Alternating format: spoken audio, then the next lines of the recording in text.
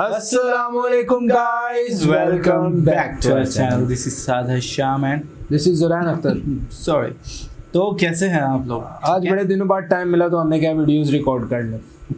ठीक है, तो वीडियो है आज की इंडियाज मिस्टीरियस वंडर्स के बारे में। तो इंडिया के क्या छुपे हुए वंडर्स हैं उसको देखते हैं। Strange and unexplained. Yes, strange and unexplained. आपको ये हैरान भी करेंगे और आपने पहले कभी इनको सुना भी नहीं होगा। इवन के हमने भी नहीं सुना होगा, ना देखा होगा। तो वीडियो की तरफ जाने से पहले एक चीज जो आपको हमेशा कहते हैं, चैनल को सब्सक्राइब कर लें, बेल आइकन को प्रेस कर दें, इंस्टाग्राम पे फॉलो कर लें, लिंक डिस्क्रिप्शन में मिल जाएगा। चलो वीडियो स्टार्ट करते हैं। Let's get started. 3 2 1 and start.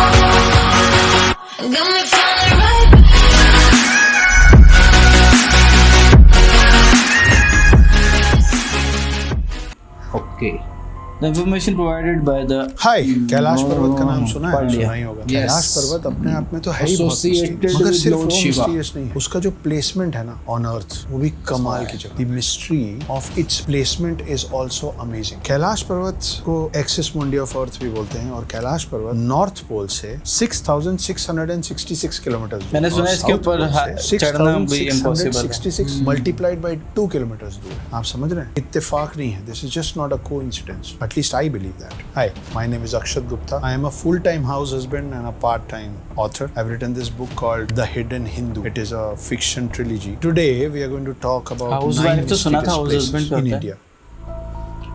घर में रहते हैं, यूट्यूबर हैं। अभी मैंने आपको 9 में से एक तो बता दिया है, कैलाश पर्वत, but we will go a little more deeper into what Kailash पर्वत। बहुत सारे लोगों ने कैलाश पर्वत के बारे में बहुत सारी बातें सुनी हुई हैं। मैं कोशिश करूंगा कि मैं आपको कुछ नई चीजें बताऊं, जैसे कि कैलाश पर्वत में जाने वाले लोगों का एक्सपीरियंस कुछ ऐसा रहा है कि वहां जाने वाले लोगों के नाखून और बाल 3 गुना तेजी से बढ़ते हैं। फॉर एग्जाम्पल, अगर आपका एक हफ्ते में आपके नेल्स बढ़ते हैं तो वहां पे 2-3 दिन के अंदर वो पोजिशन आ जाता है आपके नेल्स का। और लोगों का ऐसा भी मानना है कि वहां जाने वाले लोगों का एज भी तेजी से बढ़ता है। So we when go or reach Kailash पर्वत, we start aging faster.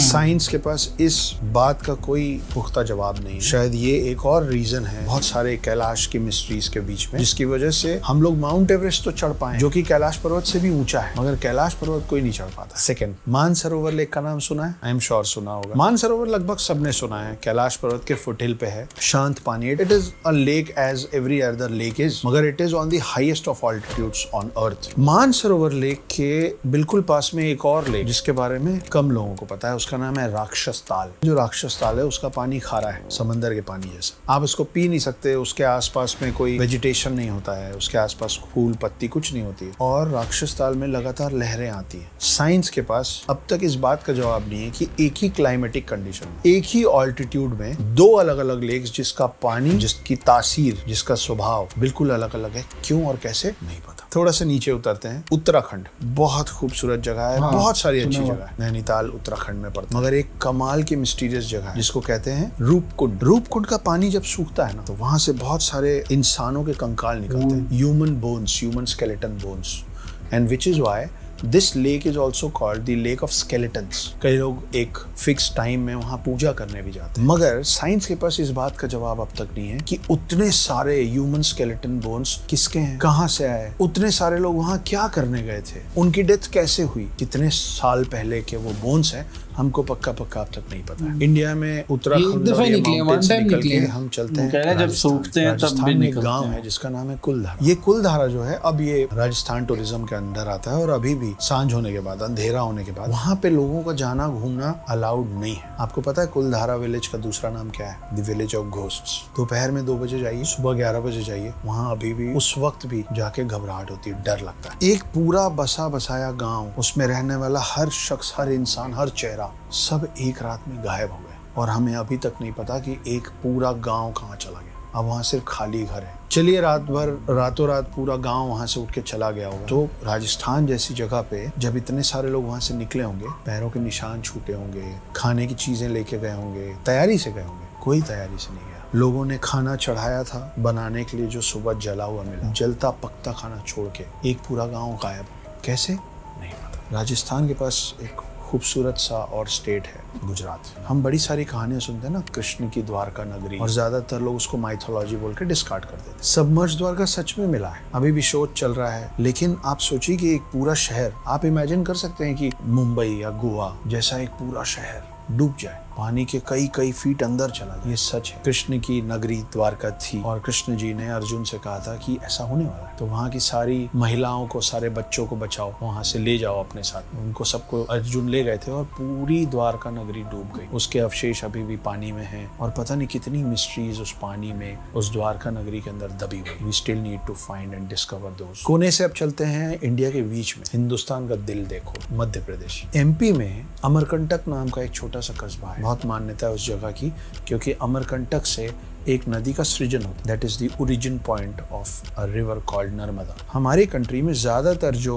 नदी है वो ऊपर से शुरू होते हैं, नीचे की तरफ बहती है, नॉर्थ टू साउथ। मगर नर्मदा को पाताल नदी पे कहते हैं, क्योंकि ये सेंटर से, इंडिया के बीच से निकलती है और ऊपर की तरफ बहती है, नॉर्थ की तरफ। थोड़ा और नीचे आते हैं, मध्य प्रदेश से नीचे एक और बहुत कमाल का स्टेट है महाराष्ट्र, जिसमें है पाकिस्तान में भी है एक और शहर है जिसका नाम है औरंगाबाद, और औरंगाबाद के पास टेम्पल है जिसका नाम है एलोरा टेम्पल। किसने बनाया, क्यों बनाया, कैसे बनाया, साइंस के पास इन सवालों का जवाब नहीं है। कोई भी कंस्ट्रक्शन दुनिया में नीचे से बनता है, पहले प्लिंथ बनता है, फिर उसके ऊपर फ्लोर्स तैयार होते हैं। ये एक लौता ऐसा मंदिर है जो एक सिंगल ह्यूज रॉक से बनाया गया है और ऊपर से नीचे की तरफ बनाया गया। लोगों का ये भी मानना है कि इसको बनाने में कोई मॉडर्न साइंस यूज नहीं हुआ है, इसको सिर्फ छेनी और हथौड़ी से बनाया है। इन दो चीजों से कई साल में इस मंदिर को तैयार किया गया है, जो कि ऊपर से नीचे की तरफ बना है। इसमें बहुत सारे पिलर्स हैं, इसमें डोर्स हैं, इसमें बहुत सारे स्कल्पचर्स बने हुए, स्टैचूज बने हुए। कैसे बने, क्यों बने, कैसे बनाया गया, आज का मॉडर्न आर्किटेक्चर हमको आंसर नहीं कर पा। इस